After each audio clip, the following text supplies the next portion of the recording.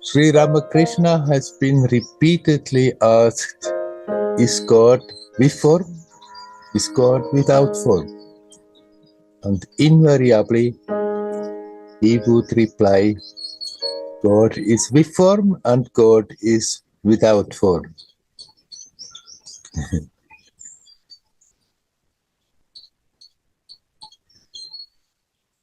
Most of the people find it easier if there is some form, something to hold on to, something that helps to connect with that divinity.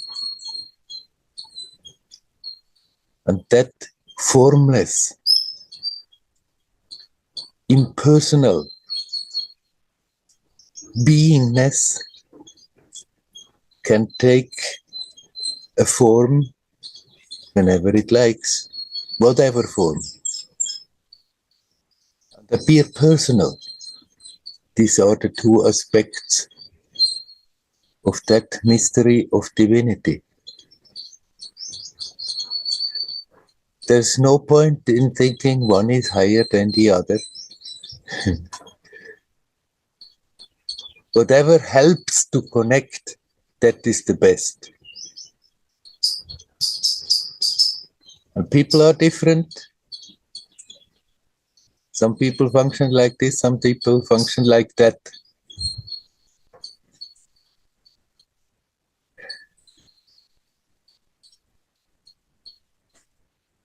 The three Semitic religions, they are very patriarchal.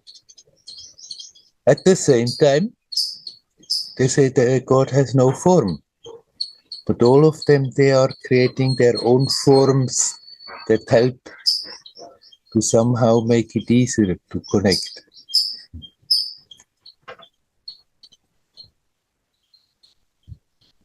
Whatever form touches us, whatever is there that makes us resonate, that is very helpful.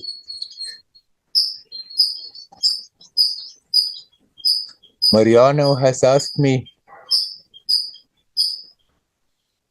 can I talk a bit about the Divine Mother?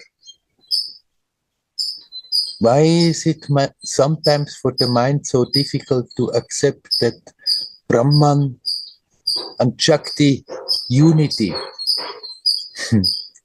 that Shiva and Shakti, that form and formlessness, and the male and the female aspect? Why is it so difficult? Sometimes simply because we have been conditioned. The whole West has been very much influenced by the patriarchal idea that God Father is there. Although they keep on saying God has no form, then still, if at all, it's God Father, not God Mother. And then this is so deeply ingrained for Westerners that suddenly God Mother seems to be something strange. It has been there prior to the Christian era. Then the female aspect was very much worshipped.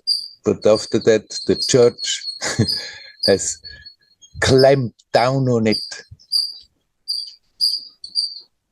Still, they accept the father aspect, they accept the father figure, but they don't want to have anything to do with God Mother. Now, Mariano, you connect with the divine in whatever way you feel like. You don't have to think, I have to include all the aspects, I have to do this and I have to do that in order to be complete in one way or another. Open your heart to that divinity, with form, without form.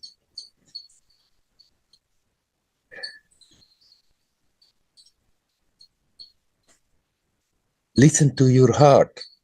Don't brood about it. Don't think it should be like this or should be like that.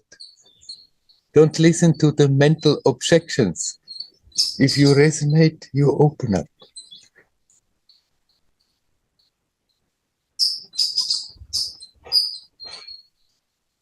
And it is perfectly possible to simultaneously be very much open for the formlessness, for the impersonal, and then also to God as a person. A personal aspect, we can always know this is an aspect, but then the impersonal also is an aspect of something that is simply beyond any grasp of the mind. It's so magnificently beyond what we can imagine. So whatever imagination we are using, whatever aspect we are talking and thinking about, whatever the heart is open to, we can always understand it's an aspect of that divinity which is beyond all comprehension.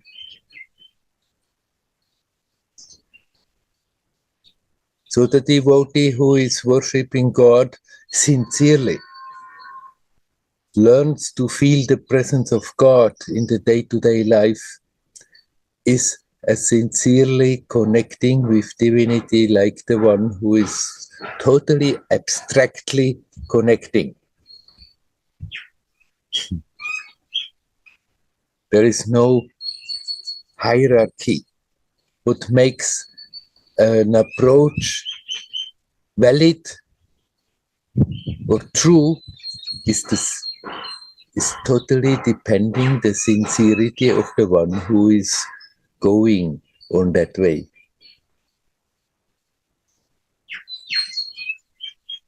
For some people it makes a mental difficulty to accept, okay, impersonal and personal, they are one. There are two aspects. For some people, it gives a difficulty to accept that God can be perceived male or female. It need not be like this.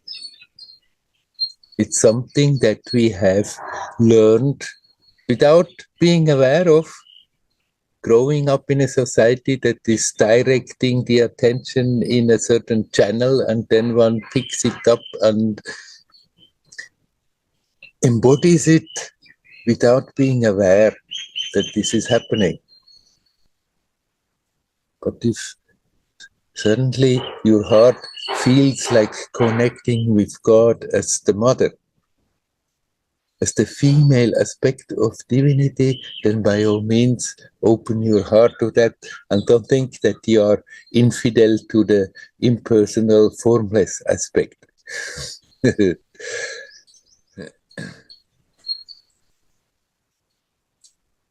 has never posed a problem for me that somehow I always call to God. At the same time, I was very convinced of the impersonal aspect. First, when I came to India, then there was a Shiva temple, and I still have a great affinity for Shiva, the Lord of all the yogis. But then, as I came to Amma, more and more automatically, it became the Divine Mother. But the two are still there as inspiring manifestation, as inspiring expressions of that one divinity. That one divinity that is also formless, impersonal. There is no contradiction. It's simply when we create a contradiction in the mind that it's becoming difficult. So if you have difficulties sometimes about that, then consciously shift your attention to your heart from your head, meaning let go of all the thinking, what should I do, how does it work, and simply feel that connection to the divinity. And if you feel like a child that is calling to the mother, then by all means do it. It's equally valid like that essence you are connecting with when you are doing self-inquiry.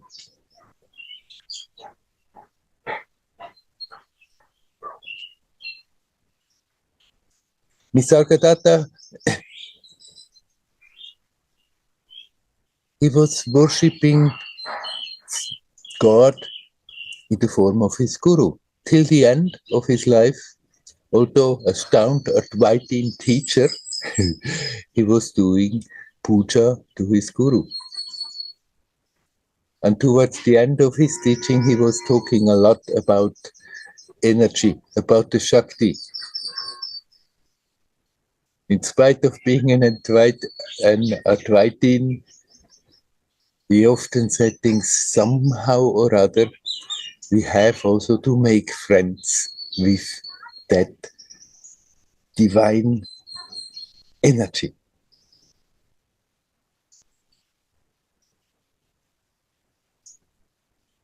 When we open up to the Divine Mother, it's mainly that energy aspect and the love aspect. When we open more to the abstract, it's more the conscious aspect. They are the three aspects that come together anyhow. So don't create a problem in the mind and then there is no problem at all.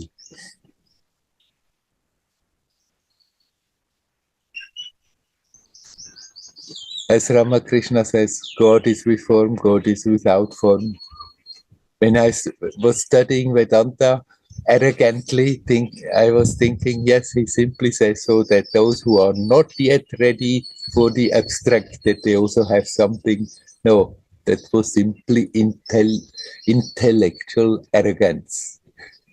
He really meant it that they are equal, they're equally valid.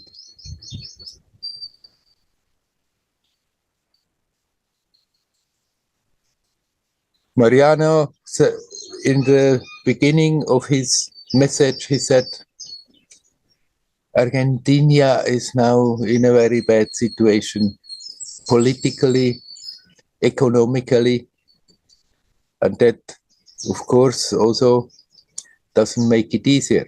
He tries to connect as good as he can. And of course, when the circumstances outside are difficult, then it's a bit more difficult to connect. It's the same thing like when somebody is sick and has a lot of pains. It's more difficult to consciously connect. But more difficult doesn't mean it's not possible. We can, in spite of that.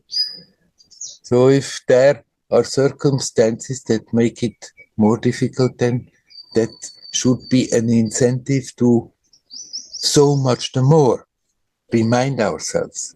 Connect.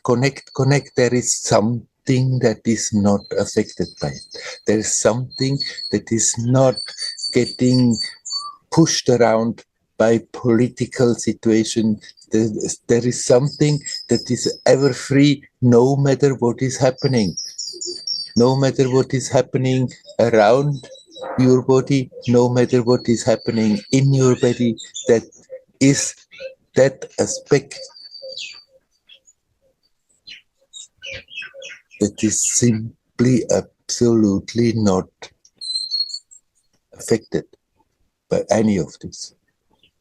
Fully aware of what's going on and yet unconcerned, unattached, interested but unattached. Connect with that essence impersonally, abstractly, or personally. Call to the Divine Mother.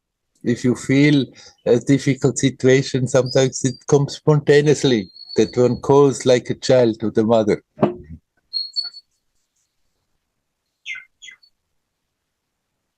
If we don't create somehow a contradiction, a difficulty in the mind, then it's simply not there.